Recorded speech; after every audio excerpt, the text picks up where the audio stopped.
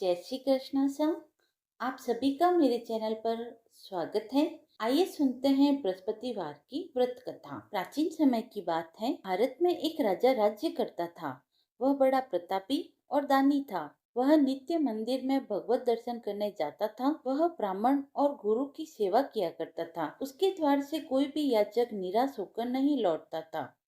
वह प्रत्येक गुरुवार को व्रत रखता तथा पूजन करता था। हर दिन गरीबों की सहायता करता था, परंतु यह सब उसकी रानी को अच्छा नहीं लगता था। वह न व्रत करती थी, न किसी को एक भी पैसा दान देती थी। वह राजा को भी ऐसा करने से मना किया करती थी। एक समय की बात है। राजा शिकार खेलने वन को चले गए। घर पर रानी और दासी थी। उस समय गुरु बृहस्पति देव साधु का रूप धारण कर राजा के दरवाजे पर भिक्षा मांगने आए। साधु ने रानी से भिक्षा मांगी तो वह कहने लगी, हे साधु महाराज, मैं इस दान पुण्य से तंग आ गई हूँ। इस कार्य के लिए मेरे पति देव ही बहुत हैं। अब आप ऐसी कृपा करें कि सारा धन नष्ट हो जाए और मैं आराम से रह सकूं। साधु रूपी बृहस्पति देव ने कहा, हे देवी, तुम बड़ी विचित्र हो। संतान और धन से कोई दुखी नहीं होता, इसको तो सभी चाहते हैं। पापी भी पुत्र और धन की इच्छा करता है। अगर तुम्हारे पास अधिक धन है तो भूखे मनुष्य को भोजन करवाओ, प्याऊ बनवाओ, ब्राह्मणों को दान दो, धर्मशाला बनवाओ, कुआं, तालाब, बावड़ी आदि का निर्माण कराओ तथा निर्धन की कन्याओं का विवाह करवाओ, साथ ही यज्ञ आदि करवाओ। इस प्रकार के कर्मों से तुम्हारे कुल का और तुम्हारा नाम परलोक में भी सार्थक होगा एवं तुम्हें भी स्वर्ग की प्राप्ति होगी। परंतु रानी साधु की इन बातों से खुश न हुई। उसने कहा, हे साधु महाराज, मुझे ऐसे धन की आवश्यकता नहीं जिसे मैं अन्य लोगों में दान देती फिरूं तथा जिसको रखने और संभालने में ही मेरा सारा समय नष्ट हो जाए। साधु ने कहा, हे देवी, यदि तुम्हारी ऐसी इच्छा है तो जैसा मैं कहता हूँ वैसा तुम करना। बृहस्पतिवार के दिन घर आंगन को गोबर से लीपना, अपने केस को पीली मिट्टी से धोना, केसों को धोते हुए स्नान करना, राजा से कहना कि वह हजामत करवाए, भोजन में मांस मदिरा खाना, कपड़े धोबी के यहाँ धुलने देना। इस प्रकार 7 बृहस्पतिवार करने से तुम्हारा सारा धन नष्ट हो जाएगा। यह कहकर साधु महाराज रूपी बृहस्पति देव अंतर्ध्यान हो गए। रानी ने साधु के कहे अनुसार 7 बृहस्पतिवार तक वैसा ही करने का विचार किया। साधु के बताए अनुसार कार्य करते हुए केवल 3 बृहस्पतिवार ही बीते थे कि उसकी समस्त धन संपत्ति नष्ट हो गई। भोजन के लिए दोनों समय परिवार तरसने लगा तथा सांसारिक भोगों से दुखी रहने लगा। तब राजा रानी से कहने लगा कि हे रानी, तुम यहाँ पर रहो, मैं दूसरे देश को जाता हूँ, क्योंकि यहाँ पर मुझे सभी मनुष्य जानते हैं, इसीलिए मैं यहाँ पर कोई कार्य नहीं कर सकता। मैं अब परदेश जा रहा हूँ, वहाँ कोई काम धंधा करूँगा, शायद हमारे भाग्य बदल जाएं। ऐसा कहकर राजा परदेश चला गया। वह वहाँ जंगल से लकड़ियाँ काट कर लाता और शहर में बेचता। इस तरह जीवन व्यतीत करने लगा। इधर राजा के बिना रानी और दासियाँ दुखी रहने लगी। किसी दिन भोजन मिलता तो किसी दिन जल पीकर ही रह जाती। एक समय रानी और दासी को 7 दिन तक बिना भोजन के व्यतीत करने पड़े। तो रानी ने अपनी दासी से कहा, हे दासी, यहाँ पास ही के नगर में मेरी बहन रहती है, वह बड़ी धनवान है। तुम उसके पास जा और वहाँ से 5 शेर बेचर मांग कर ले आ, जिससे कुछ समय के लिए गुजारा हो जाएगा। दासी रानी की बहन के पास गई। रानी की बहन उस समय पूजा कर रही थी। बृहस्पतिवार का दिन था। दासी ने रानी की बहन से कहा, हे रानी, मुझे आपकी बहन ने भेजा है, मुझे 5 शेर बेजर दे दो। दासी ने यह बात अनेकों बार कही, परंतु रानी की बहन ने कोई उत्तर नहीं दिया, क्योंकि वह उस समय बृहस्पतिवार की कथा सुन रही थी। जब दासी को रानी की बहन ने कोई उत्तर नहीं दिया तो वह बहुत दुखी हुई। उसे क्रोध भी आया और वह लौटकर रानी से बोली, हे रानी, आपकी बहन तो बहुत घमंडी है। वह छोटे लोगों से बात भी नहीं करती। मैंने उससे कहा तो उसने मुझे कोई उत्तर भी नहीं दिया। मैं वापस चली आई। रानी बोली, हे दासी, इसमें उसका कोई दोष नहीं है। जब बुरे दिन आते हैं तब कोई सहारा नहीं देता। अच्छे बुरे का पता विपत्ति में ही लगता है। जो ईश्वर की इच्छा होगी वही होगा। यह सब हमारे भाग्य का दोष है। उधर रानी की बहन ने सोचा कि मेरी बहन की दासी आई थी, परंतु मैं उससे नहीं बोली, इससे वह बहुत दुखी हुई होगी। अतः कथा सुन और विष्णु भगवान का पूजन समाप्त कर वह अपनी बहन के घर आई और कहने लगी, हे बहन, मैं बृहस्पतिवार का व्रत कर रही थी, तुम्हारी दासी हमारे यहाँ आई थी, परंतु जब तक कथा पूरी नहीं होती तब तक हम लोग न उठते हैं न बोलते हैं, इसीलिए मैं नहीं बोली। कहो दासी, क्यों आई थी? रानी बोली, बहन, हमारे घर में अनाज नहीं है। वैसे तुमसे कुछ बात छिपी तो नहीं है, इस कारण मैंने दासी को तुम्हारे यहाँ 5 सेर बेजल लेने के लिए भेजा था। रानी की बहन बोली, बहन देखो, बृहस्पति भगवान सबकी मनोकामनाएं पूरी करते हैं। देखो, शायद तुम्हारे घर में ही अनाज रखा हो। यह सुनकर दासी घर के अंदर गई तो वहां उसे एक घड़ा बेजर का भरा मिल गया। वो बड़ी हैरान हुई क्योंकि उसने एक एक बर्तन देख लिया था। उसने बाहर आकर रानी को बताया। दासी अपनी रानी से कहने लगी, हे रानी, देखो, वैसे हमको जब अन्न नहीं मिलता है तो हम रोज ही व्रत करते हैं। अगर इनसे इस व्रत की विधि और कथा पूछ ली जाए तो उसे हम भी कर लिया करेंगे। दासी के कहने पर रानी ने अपनी बहन से बृहस्पतिवार के व्रत की कथा पूछी। की बहन ने कहा, हे रानी, बृहस्पतिवार को सूर्योदय में उठकर स्नान करके बृहस्पतिवार का व्रत करना चाहिए, लेकिन उस दिन सिर नहीं धोना चाहिए। बृहस्पतिवार के व्रत में चने की दाल और मुनक्का से विष्णु भगवान का केले के वृक्ष की जड़ में पूजन करें और दीपक जलाएं। उस दिन एक ही समय भोजन करें। भोजन पीले खाद्य पदार्थ का करें तथा कथा सुने। इस प्रकार करने से गुरु भगवान प्रसन्न होते हैं, अन्न पुत्र धन देते हैं।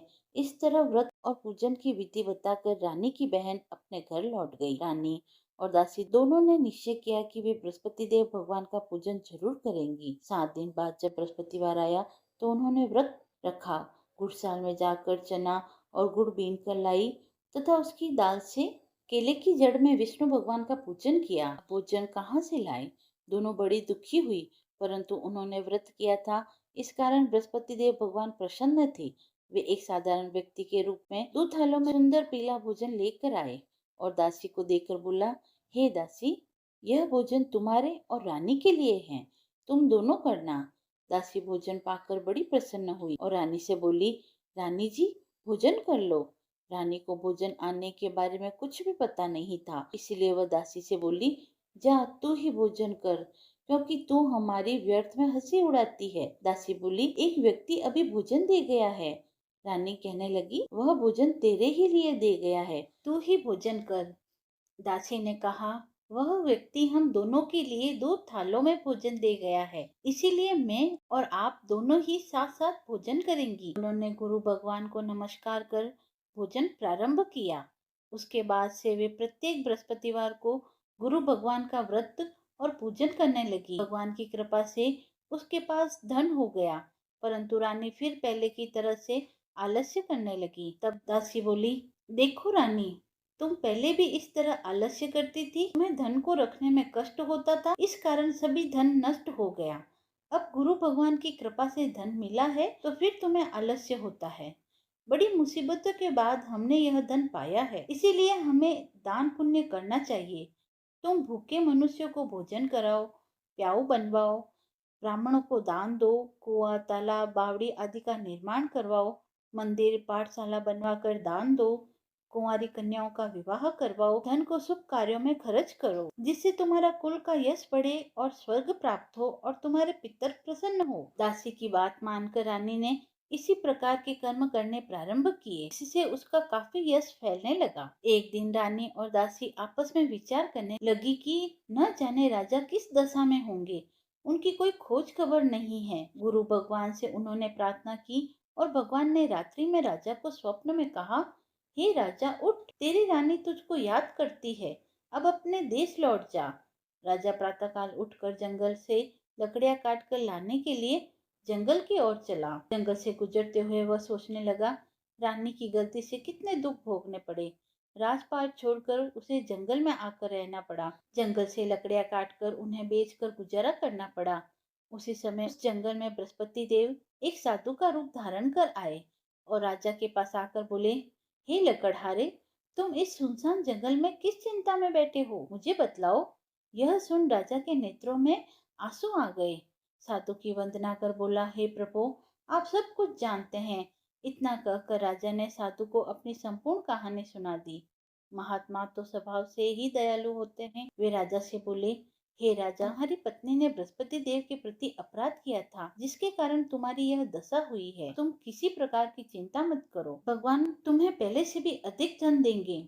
देखो, तुम्हारी पत्नी ने बृहस्पतिवार का व्रत करना प्रारंभ कर दिया है। तुम भी बृहस्पतिवार का व्रत करके चने की दाल, गुड़ और जल को लोटे में डालकर केले के पत्ते से भगवान विष्णु का पूजन करो। फिर कथा कहो और सुनो।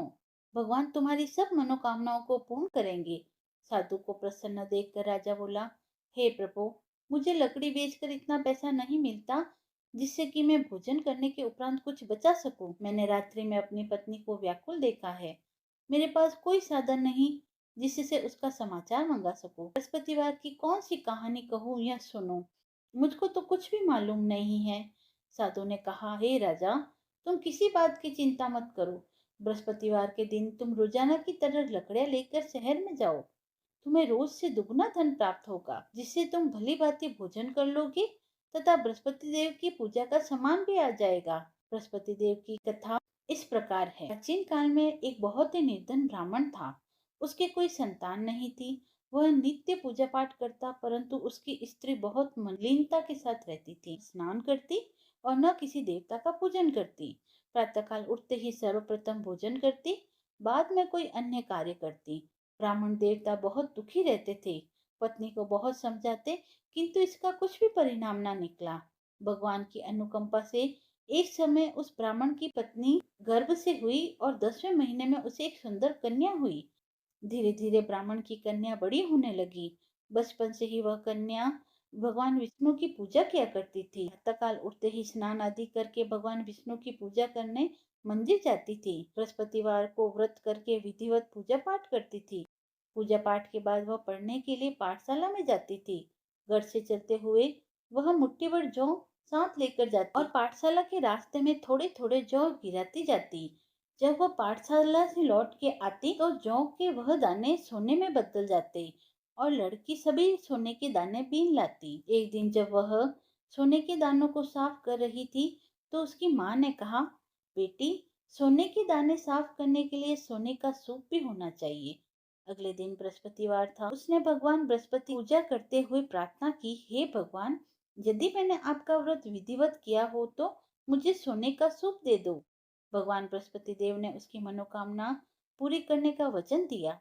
पाठशाला से लौटते समय उसे रास्ते में सोने का सूप पड़ा हुआ मिला। लौटकर सोने का सूप अपनी माँ को दिखाकर वह सोने के दाने साफ करने लगी। उसी समय नगर का राजकुमार उसके घर के पास से गुजरा।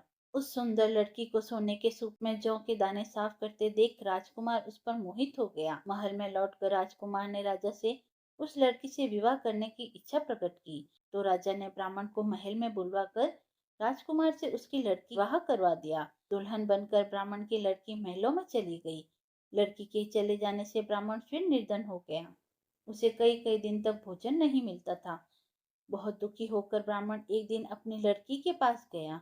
अपने पिता से निर्धनता का समाचार सुनकर उसे बहुत सा धन देकर उसने अपने पिता को विदा किया। उस धन से ब्राह्मण के कुछ दिन तो आराम से गुजरे, लेकिन जल्द ही फिर भूखे मरने की हालत हो गई। ब्राह्मण अपनी लड़की से धन लेने के लिए फिर महल पहुंचा। लड़की ने पिता की बुरी हालत देखकर कहा, पिताजी, आखिर आप कब तक मुझसे धन लेकर जीवन यापन करेंगे?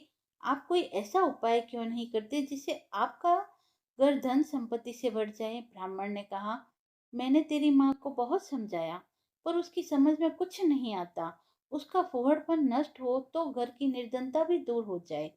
तब कुछ सोचकर लड़की ने पिताजी से कहा, पिताजी, आप कुछ दिनों के लिए माँ को मेरे पास छोड़ जाओ। तब कुछ सोचकर ब्राह्मण पत्नी को लड़की के पास महल में छोड़ आया। लड़की ने अपनी माँ से कहा, माँ, तुम कल प्रातः उठकर स्नान आदि करके भगवान बृहस्पति देव की पूजा करना। पूजा करने से तुम्हारी निर्धनता अवश्य दूर हो जाएगी। लेकिन उसकी माँ ने उसकी कोई बात न मानी। तब क्रोधित होकर लड़की ने अपनी माँ को एक कक्ष में बंद कर दिया। सूर्योदय के समय माँ को उठाकर जबरदस्ती उसे स्नान कराया। फिर मंदिर में ले जाकर भगवान बृहस्पति देव की पूजा कराई। कुछ दिनों तक ऐसा करने से माँ की बुद्धि में परिवर्तन हुआ और वह स्वयं बृहस्पतिवार का व्रत रखने लगी। उसके व्रत रखने से ब्राह्मण के घर में भगवान विष्णु की अनुकंपा से धन की वर्षा होने लगी। दोनों पति पत्नी धन संपत्ति पाकर आनंद पूर्वक जीवन यापन करते हुए विष्णु धाम को चले गए। लकड़हारा बने राजा ने उन साधु से भगवान बृहस्पति देव की यह कथा सुनकर बृहस्पतिवार का व्रत करके भगवान विष्णु की पूजा की। उस दिन से उसके सभी क्लेश दूर हो गए। लेकिन अगले बृहस्पतिवार को कामकाज में अधिक व्यस्त रहने के कारण उसने भगवान बृहस्पति देव का व्रत नहीं किया। भगवान बृहस्पति देव लकड़हारे से क्रोधित हो गए और उसे भूल की सजा दी। उस दिन नगर के राजा ने नगर में घोषणा करके सबको सूचित किया कि प्रत्येक नागरिक मेरे महल में भोजन करने आए। जो नहीं आएगा उसे अपराधी मानकर भारी दंड दिया जाएगा। लकड़हारा बने राजा ने उस नगर के राजा की घोषणा तो सुनी, लेकिन जंगल में लकड़ी काट कर लाने और उन्हें बेचने में देर हो जाने के कारण वह समय पर महल में भोजन करने नहीं जा सका। अतः राजा के सैनिक लकड़हारे को पकड़कर महल में ले आए। राजा ने उसे महल के एक कक्ष में बैठाकर भोजन कराया। उस कक्ष में एक खुटी पर रानी का सोने का हार लटका हुआ था। लकड़हारा अकेला उस कक्ष में भोजन कर रहा था। तभी उसने एक आश्चर्यजनक घटना घटते देखी। देखते ही देखते वह खुटी हार को निगल गई। थोड़ी देर बाद राजा ने हार को गायब देखा तो लकड़हारे को कारावास में डलवा दिया। लकड़हारा मन ही मन अपने भाग्य को कोसने लगा। तभी उसे जंगल में मिले साधु का स्मरण हो आया। थोड़ी देर में भगवान बृहस्पति सन्यासी के रूप में उसके सामने प्रकट हुए और कहा, हे लकड़हारे, तूने भगवान बृहस्पति देव की पूजा नहीं की, इसी कारण तुम्हें कष्ट हुआ है। लेकिन अब चिंता मत कर, बृहस्पतिवार के दिन कारागार के दरवाजे पर तुझे कुछ पैसे पड़े मिलेंगे। उन पैसों से भगवान बृहस्पति देव का व्रत करके उनकी पूजा करोगे तो तुम्हारे सब दुख नष्ट हो जाएंगे। बृहस्पतिवार के दिन दरवाजे पर पड़े मिले पैसों से चने और गुड़ को मंगवाकर लकड़हारे ने बृहस्पतिवार की कथा कही। तो भगवान बृहस्पति देव ने प्रसन्न होकर उस नगर के राजा को स्वप्न में लकड़हारे को कारागार से मुक्त करने को कहा। सुबह राजा ने अपने कक्ष में आकर देखा तो खूंटी पर रानी का हार टंगा हुआ था। राजा ने लकड़हारे को मुक्त कर दिया और उसे धन और आभूषण देकर विदा किया। लकड़हारा बना राजा उस नगर से चलकर अपने नगर में पहुंचा तो उसे नगर में कुएं, धर्मशाला, बाग बगीचे देखकर बहुत प्रसन्नता हुई। राजा ने किसी से पूछा, ये कुएं और धर्मशाला किसने बनवाई है? सबने उसे बताया कि ये सब रानी और उसकी दासी ने बनवाई है। राजा महल में पहुंचा तो रानी ने उसका भव्य स्वागत किया। तब राजा ने निश्चय किया कि सप्ताह में एक दिन तो सभी बृहस्पति देव का व्रत एवं पूजन करते हैं, परंतु मैं प्रतिदिन व्रत किया करूंगा और दिन में 3 बार कथा कहा करूंगा। अब राजा हर समय दुसाले में चने की दाल बांधे रहता तथा दिन में 3 बार बृहस्पति देव की कथा करता। कुछ दिनों के बाद राजा को अपनी बहन की याद आई। एक दिन घोड़े पर सवार होकर राजा अपनी बहन से मिलने चला गया। अभी राजा नगर के बाहर पहुंचा ही था कि उसने कुछ लोगों को एक शव को ले जाते हुए देखा। राजा को स्मरण हुआ कि आज उसने किसी को बृहस्पतिवार की कथा नहीं कही। राजा ने उन लोगों को रोककर कहा, भाइयों, आप शव को ले जाने से पहले मुझसे बृहस्पतिवार की कथा सुन लें, बड़ी कृपा होगी। लोगों ने राजा पर क्रोधित होते हुए कहा, तुम पागल तो नहीं हो? लेकिन कुछ बड़े बूढ़े लोगों ने कहा, अच्छा भाई, साथ में चलते चलते तुम अपनी कथा भी सुना लो। राजा ने चलते हुए आधी कथा ही सुनाई थी कि सब हिलने लगा। राजा की पूरी कथा सुनाते ही सब कर बैठ गया। लोगों ने हैरानी से दांतों तले उंगलियां दबा ली और अगले बृहस्पतिवार से भगवान बृहस्पति देव का व्रत करने तथा कथा सुनने का निश्चय किया। अब घोड़े पर सवार राजा चलते हुए एक किसान के पास पहुंचा। किसान अपने खेत में हल चला रहा था। राजा ने कहा, अरे भाई, मुझसे बृहस्पतिवार की कथा सुन लो। किसान झुंझला कर बोला, अरे भाई, देख नहीं रहे, जितनी देर तक तुम्हारी कथा सुनूंगा उतनी देर में तो मैं खेत में हल चला लूंगा। राजा निराश होकर चलने लगा। तभी किसान के बैल लड़खड़ाकर जमीन पर गिरे और किसान के पेट में जोर से दर्द होने लगा। उस किसान की पत्नी जब खाना लेकर आई तो उसने किसान से इस बारे में पूछा। किसान ने घुड़सवार की पूरी कहानी सुनाई। किसान की पत्नी दौड़ती हुई राजा के पास पहुंचकर हाथ जोड़कर बोली, भैया, मैं तुम्हारी कथा सुनने को तैयार हूँ। राजा ने उसके साथ खेत पर पहुंच बृहस्पतिवार की कथा सुनाई। तभी बैल उठकर खड़े हो गए और किसान के पेट का दर्द भी तुरंत ठीक हो गया। राजा अपनी बहन के घर पहुंचा। तो उसकी बहुत आवभगत हुई। अगले दिन सुबह उठकर राजा ने देखा घर के सभी लोग भोजन कर रहे हैं। किसी भूखे को बृहस्पतिवार की कथा सुनाए बिना राजा भोजन नहीं करता था। उसने बहन से कहा, बहन, क्या घर में कोई ऐसा व्यक्ति है जिसने अभी तक भोजन न किया हो? उसकी बहन बोली, भैया, हमारे घर में तो क्या, आपको पूरे नगर में कोई ऐसा व्यक्ति नहीं मिलेगा जिसने अभी भोजन न किया हो। तब राजा ने बहन के घर से निकलकर उस नगर में बिना भोजन किए व्यक्ति की तलाश की। एक गडरिये के घर में उसका बेटा बीमार होने के कारण भूखा रह गया था। राजा ने उसको जाकर बृहस्पतिवार की कथा सुनाई। कथा सुनते सुनते गडरिये का बीमार बेटा बिल्कुल ठीक हो गया। सबने राजा की बहुत प्रशंसा की। एक दिन राजा ने अपनी बहन से कहा, बहन, हम अपने घर जाना चाहते हैं, तुम भी हमारे साथ चलो, कुछ दिन वहां रहकर लौट आना। राजा की बहन ने अपनी सास से पूछा तो सास ने ताना देते हुए कहा, बहू, मायके जाना हो तो अकेले जाना, मेरे पोतों को नहीं ले जाना। तुम्हारे भाई के कोई संतान नहीं है, कहीं तुम्हारी भाभी मेरे पोतों पर कोई जादू टोना न कर दे। दूसरे कक्ष में बहन की सास की बातें सुनकर राजा दुखी मन से अकेले ही अपने नगर को लौट आया। रानी ने राजा से कहा, आप तो अपनी बहन को लाने की बात कह रहे थे, फिर बहन को साथ क्यों नहीं लाए? तब राजा ने दुखी होकर कहा, रानी, हम निसंतान हैं, इसलिए कोई हमारे घर आना पसंद नहीं करता। रानी ने राजा को समझाया, हे प्राणनाथ, हमें बृहस्पति देव ने सब कुछ दिया है, अब भगवान बृहस्पति देव हमें संतान भी अवश्य देंगे। बृहस्पतिवार को विधिवत व्रत करते हुए राजा रानी ने भगवान बृहस्पति देव से संतान के लिए प्रार्थना की। कुछ दिनों के बाद उन्होंने स्वप्न में दर्शन दिए और कहा, हे राजन, तेरी मनोकामना अवश्य पूर्ण होगी। एक सप्ताह बाद ही रानी गर्भवती हो गई। 10वें महीने रानी ने एक सुंदर पुत्र को जन्म दिया। राजा रानी जीवन पर्यंत बृहस्पतिवार का व्रत करते रहे। उनके घर में धन की वर्षा होती रही। इस तरह आनंद पूर्वक जीवन यापन करते हुए राजा रानी भगवान बृहस्पति देव की अनुकंपा से मोक्ष को प्राप्त कर सीधे वैकुंठ धाम को पहुंच गए। बृहस्पतिवार विधिवत व्रत करके जो स्त्री पुरुष भगवान विष्णु जी की पूजा करते हैं, भगवान उनकी सभी मनोकामनाओं को पूर्ण करते हैं। बृहस्पतिवार व्रत कथा समाप्त हुई। यदि आपको वीडियो पसंद आया हो तो आप मेरे चैनल को लाइक, शेयर एंड सब्सक्राइब करें। धन्यवाद।